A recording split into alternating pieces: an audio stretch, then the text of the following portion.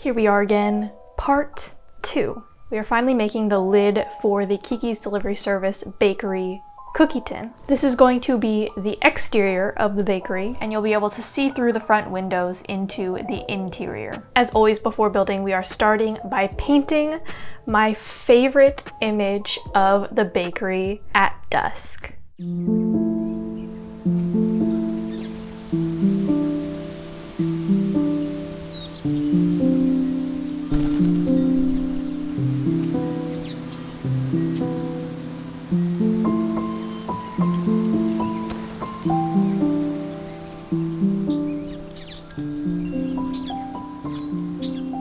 As always, I'm going to be using whatever cheap acrylic craft paint I have. You really don't need fancy paint to paint something halfway decent. I just think the colors in this image are so beautiful together. I love the sky. This probably won't come as a surprise, but I am making this just a little bit more vibrant than it actually is in the reference because I just cannot stop myself with vibrant colors. I love them so much. I think Kiki's Delivery Service is a film that most people can relate to at some point in their life, in that your relationship to something you love will end up changing over time. This is often true, especially with something you start out doing because you love it and then it ends up becoming your job.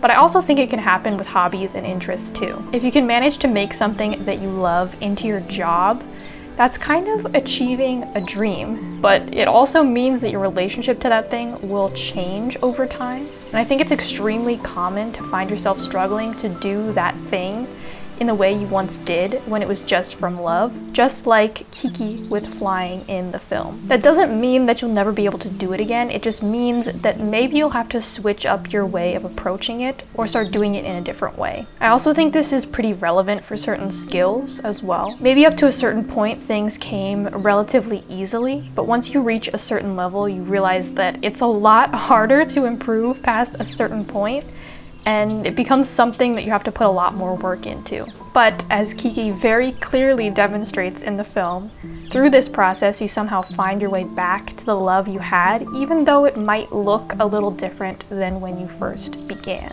I'm sure many of you can relate to this in regards to art, just like Ursula in the film. I feel like I go through this in a small way in every painting or drawing that I do. You start with so much enthusiasm, but have to go through some really ugly stages where you feel like you just can't paint or craft or draw anymore. And eventually you come back around to a place where you can enjoy or appreciate at least parts of what you did in the process, and take that learning into the next piece where the cycle starts again. So with that, let's take a look at our final painting.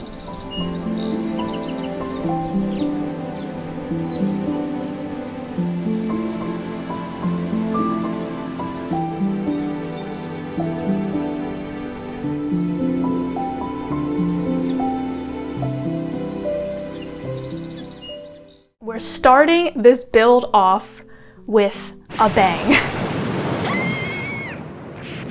We need to cut some holes in the lid so that you'll be able to see through the window and doors to see the bakery on the inside. I have a relatively low powered Dremel which doesn't cut metal super well, so I just cut into it a little bit in each section and then went in with metal snips to do the rest. I'm taping off all those edges with masking tape just so that they're not too sharp and I don't injure myself on them.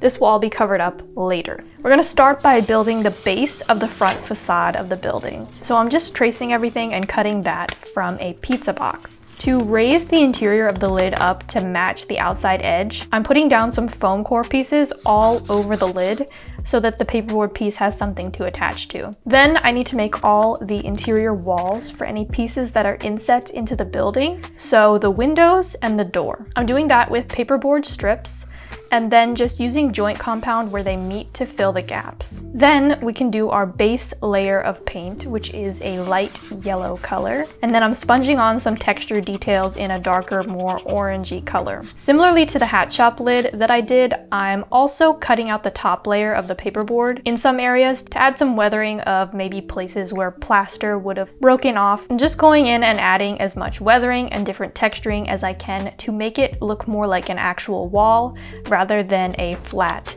plane. Then I'm starting to make the bottom concrete base of the building. I'm making this out of craft foam and just cutting some little gouges and imperfections out, and also cutting along the top edge to rough it up and give it a little bit of texture. Then I'm going in with some different varying shades of gray and putting some shadows and highlights in and giving the concrete a bit more texture, much like I did with the wall. Then I'm attaching those strips onto the front of the building. While I'm at it, I'm also going to use craft foam in a similar manner to make all of the wooden beams that are going to go on the front of the building. To give these texture, I'm going in with a yarn needle, though a pencil works just as well, and creating some indentations that look like wood texture. After that, I'm just going to paint those with a dark brown base and then go in with some other shades of brown to give it a little bit more dimension and again add to the texture. We're all about the texture here. Finally, I'm going to seal those off with some matte Mod Podge. Then we'll start working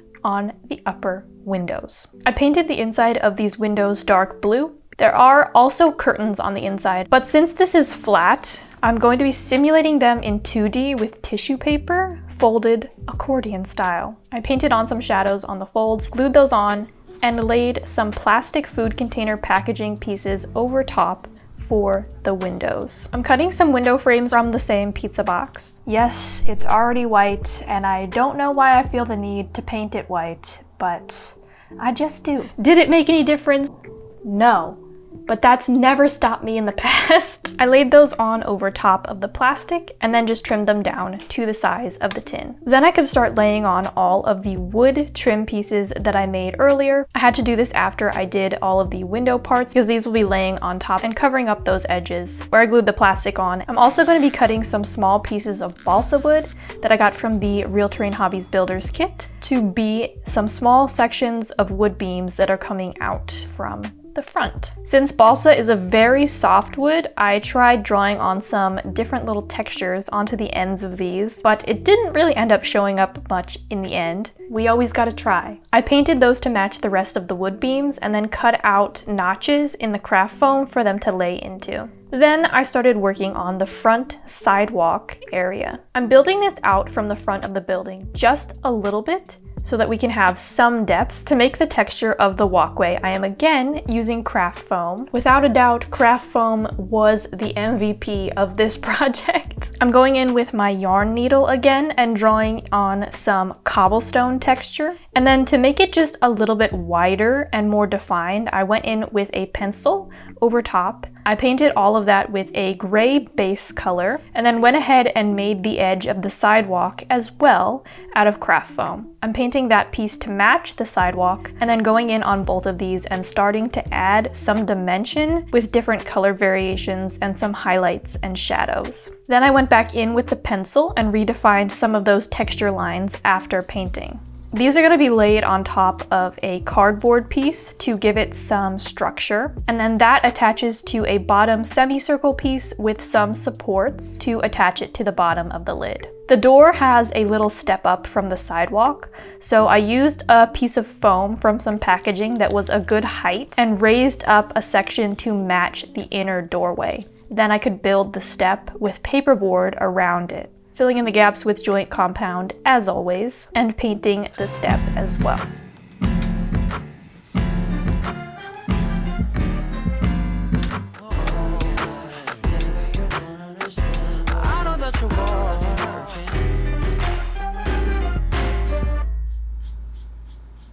I also had to carry the bottom concrete into the inside of the doorway as well. Then I needed to make the door. I'm using a base piece of paperboard and laying craft foam over top of it to get the dimension of the door. I had to cut out the place for the window in both pieces first, and then the bottom section gets cut out just from the overlaying craft foam. I painted both pieces a dark green, then laid in some plastic packaging for the window in between the two layers and sandwiched them together. Then I started adding some detail pieces of paperboard, including the window frame, and really just finishing it up to make it look more like a door. The piece that was maybe the most difficult was the window awning. Of course, it's also one of my favorite pieces. Isn't that always how it is? So I cut the shape of the front of the awning from cardstock because it'll give us a really nice curve. And then to give the whole thing a bit more structure, I'm cutting the sides from paperboard. I'm gluing this together with hot glue because of the shape. I painted the whole thing red just as a base, and then I'm going to be wrapping the whole thing in tissue paper to hopefully give it a bit more of a fabric-y texture. Is tissue paper similar to fabric? I'm not sure. Anything's possible. I decided it was. So I just laid that on and smoothed out the wrinkles as best as I could.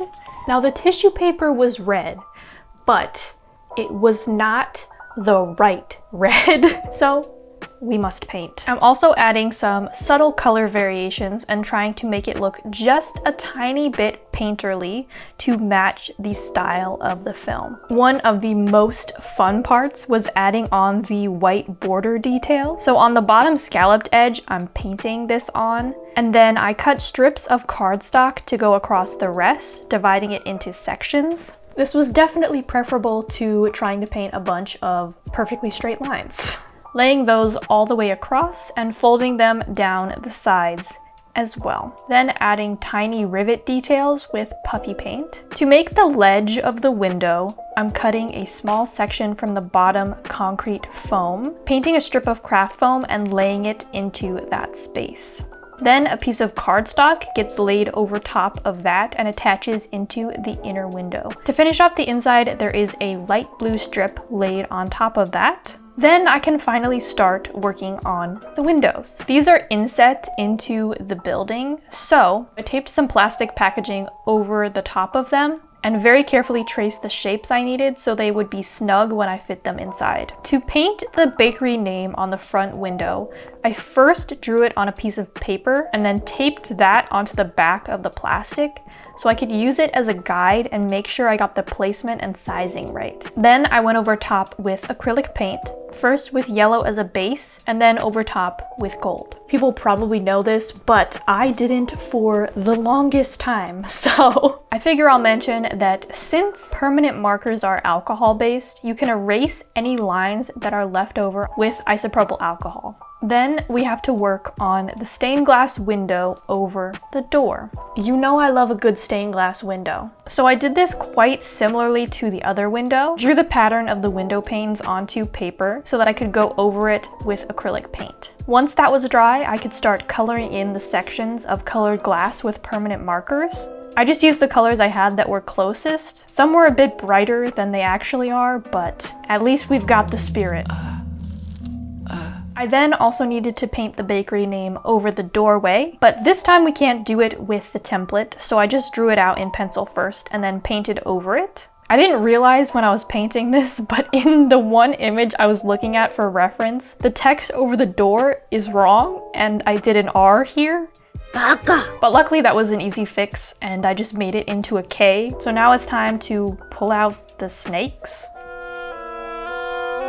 This is a leftover snake from my Snake Den Halloween project a few years ago. I'm going to be cutting a piece of this to use for the door handle. So I'm painting both a back paperboard piece and the handle with a yellow base, gluing them together and adding on a hot glue drip to the end for ornamentation. I can't think of anything more ornamental than a dried piece of hot glue. Going in with gold on top of all of that, and the hot glue detail gets painted silver, and that whole piece gets glued onto the door. There are all sorts of things in the window display: bread, jam, flowers. Now we have to be really careful about adding anything onto the inside of the lid because we don't have a lot of space in there for it to close. So I'm going to be painting these in 2D on paperboard rather than making them in 3D. Then I have to very carefully cut these pieces out, which was some fiddly business, especially with the flowers. I'm surprised it didn't break, but here we are. The flowers are in a glass vase, so I cut a piece of plastic packaging, as always, and painted some simulated highlights on it and glued the flowers in. I made the Kiki's delivery sign in pretty much exactly the same way, painted the main part, cut it out, and then made the bottom sign to hang from it with some thread. I needed to finish off the outer edge of the lid, so I am laying a strip of craft foam for everything to be flush. Over that, I'm going to lay some strips of paperboard so we have a nice flat base to work with. I'm continuing parts of the front facade onto the side as well, as always filling gaps with joint compound. Of course, we have to continue all the paint around the edges as well. Then I'm gonna make a super tiny section of roof along the top. I'm running 2 pieces of string over the area that the roof needs to be, so I can lay pieces of paper over it to create the contours of the roof. I've done some very similar methods in the past in my Spirited Away project and also my Autumn Ghibli design as well. Finishing it off with a raised column of string capped with paper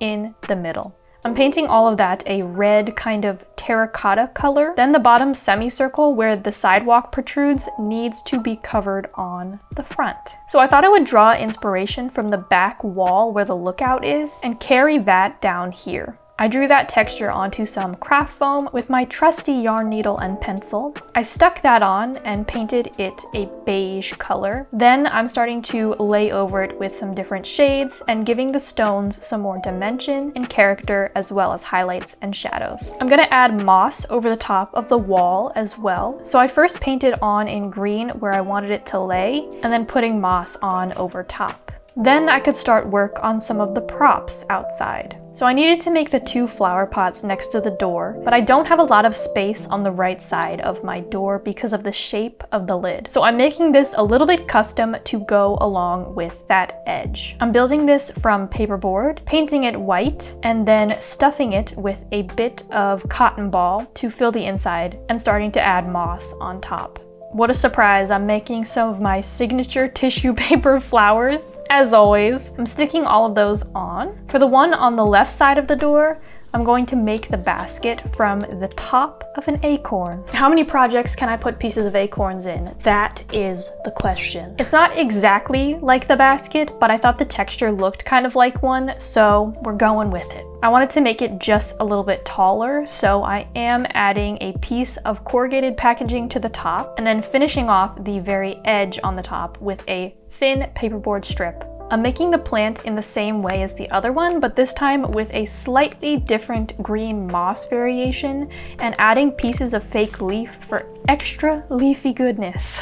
I am still using some leftover pink tissue paper flower pieces for the flowers on this one as well. The sign was the last prop I needed to make, and it was also a bit of a tricky piece. I started with the base where it attaches to the wall with paperboard and some more hot glue drips for bolts. To make the swirly ornamental sign pieces, I am using some strips of cardstock, which bend easily to form the shape. These curved into the shape better than I expected, but I do think I made it a little bit shorter than it should have been. I glued those pieces together, and then that piece gets stuck onto the back, painted all of that a kind of rusty brown color. Then I needed to make the kind of pretzel-y sign piece, but it needed to be really light because the main part was made from paper. So of course we're pulling out the trusty yarn.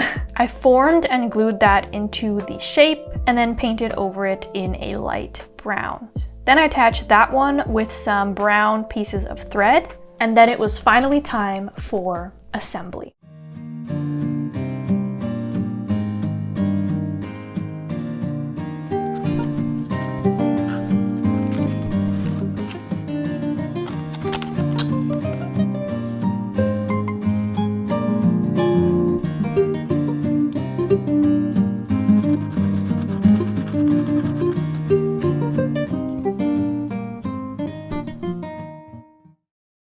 It's not over yet. We still have the outside of the main cookie tin to finish off. To start, we need to sand the outside to encourage the metal to soak up all that good paint. We're starting with a base of ocean blue. Stop thinking about it, stop thinking about it, stop thinking about it, why your mind overcrowded. Over top of this, I'm going to be attempting to create a gradient all the way around the tin from daytime to nighttime and back again. There and back again. So I just went in with a really dark blue and started transitioning into lighter blues with a sponge brush. A sponge brush makes a gradient pretty easy. Over that, I'm going to start painting some clouds and the city that the bakery is in. This time I decided I wanted to do a kind of story going through the travels that Kiki does over the course of the film. I just did my best here. This was maybe the trickiest thing to paint on this whole part. There's a lot of little details and you kind of just gotta try and make it look as much like a city as you can. I'm also adding the dirigible in the sky, some boats in the harbor, and lots of birds. Then moving through the gradient, I'm painting on the train that she sleeps on the first night away from home. And you know, I gotta put a night sky in there. There also has to be a section with Ursula's cabin in the woods, of course, as well. Then painting some of the town she passes over while going to the city at the very beginning, and the plane she flies by. Added some rain as well, and also the lightning that causes her to take shelter in the train. There was a big space in between the night city and the woods, so that's where I'm adding a big version of Kiki flying, with Gigi, of course. I also decided to throw in a little Kiki flying over the city near the dirigible as well. Of course, there's a moon. There's nothing more to say. I have glow-in-the-dark paint from my witch letter video, so I figured why not make some stuff glow in the dark? Once that was complete, I finally have to seal everything on with some matte Mod Podge. So here is the finished bakery on a cookie tin.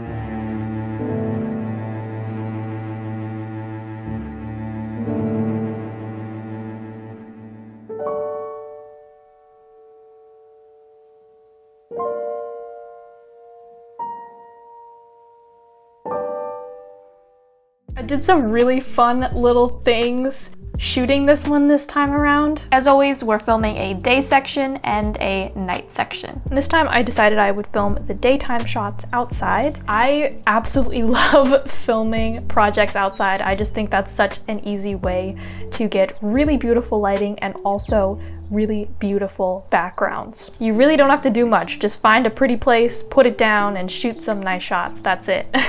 I will say one of the things that I love the most about this camera is that it has internal ND filters, which for those that don't know, ND filters are essentially sunglasses for your camera. If you want to keep your aperture relatively low, the ND filters really help when you're outside and there is so much light. And I use them all the time. Oh, it's so good. You don't have to swap them with every lens. The internal ones make it a lot quicker and easier to really control your exposure. I'm using my star backdrop, which is some fabric that I got for some curtains in my room that I still have not sewn. That's next on my list. It's so beautiful in the background for the night shots. I just absolutely love the way it interacts with light. I did some really fun things with masking lighting this time around. Although there are practical lights in the inside of the cookie tin, I wanted to add a little bit more dramatic light motivated from that interior light. So armed with just a single flashlight and a little piece of gel, what are we to do? There were 3 areas that I wanted light to be coming from, which were all of the windows. I went ahead and lit those areas individually with the flashlight in the same shot for separate sections, and then I masked each portion where the light was into the same shot in DaVinci Resolve. As always, I need to mention that my Pocket Cinema Camera 6K Pro that I shoot all of my final shots with and the studio version of DaVinci Resolve were provided to me by Blackmagic. I also went ahead and added some very subtle kind of glowing effects to those areas as well. Finally, I added some star animation to the background as always, because I do like to have some of that movement in the sky. And then we're left with this. When it all comes together in that final shot, it definitely has a little bit of that kind of fantasy feel, which I was really going for. To make it look brighter, especially on the right side of the door and window, I am reflecting some light to make them look like there's some light inside, which is very fitting because our most recent Patreon project challenge was reflection. This project had a lot of different window surfaces, so reflection is a really big factor in shooting for me especially, and I really utilized it in this project to try to enhance the effect of the lighting. To create this reflection, I'm actually using my Kindle. I have always just used whatever kind of light I have, whether that be a lamp, or a flashlight, or a phone, or any kind of screen. Screens can actually be really great to use because you can put a color on it, turn the brightness up, and then you've got a pretty soft and wide light to use. Obviously, this is most helpful on small scale filming like with miniatures. There's always a way to make something look the way that you want it to with what you have. There is always a way. The softbox that I have is a light that I made myself. I'm using that in this project to light the backdrop. And then the main light that I'm using on the project is my lamp. You really don't need actual film lights to make some really cool lighting. Over on Patreon, there will be some additional behind the scenes and also a bonus crafting project where I start dipping my toes into scrapbooking for the first time. Featuring cats, of course. And thank you so much to everyone that has continuously shown support for this channel. I would love to see any and all projects that you've done in an unconventional space. Perhaps in some kind of bottle, recycled packaging, a clock. Here's a super cool one that was sent in to me by Jackie. All are welcome. Please send them to me.